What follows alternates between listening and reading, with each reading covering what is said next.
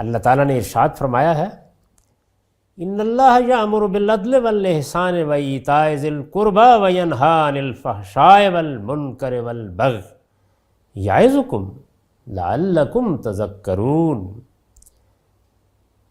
اللہ تمہیں ہدایت کرتا ہے کس چیز کی؟ عدل کی۔ یہ بنیادی اخلاقیات بیان ہو رہے ہیں۔ اللہ تمہیں عدل کی ہدایت کرتا ہے۔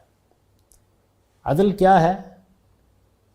دوسرے کا حق پورا پورا اس کو ادا کر دیا جائے، انصاف کا فیصلہ سنا دیا جائے، جو کچھ ہم پر عائد ہوتا ہے اس کو ادا کر کے ہم سبق دوش ہو جائے۔ فرمایا اللہ تمہیں اس کی ہدایت کرتا ہے، یہ پہلی چیز ہے۔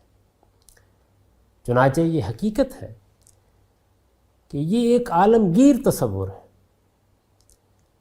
ریاستیں اس پر قائم ہیں، اقوام متحدہ اس پر قائم ہے، دنیا کا نظم اس پر قائم ہے، انسانوں کے مابین ابلاغ کا رشتہ اس پر قائم ہے۔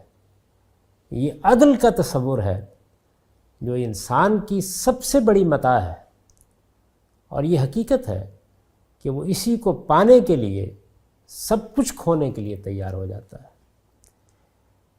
فرمایا اللہ تمہیں اس کی ہدایت کرتا ہے۔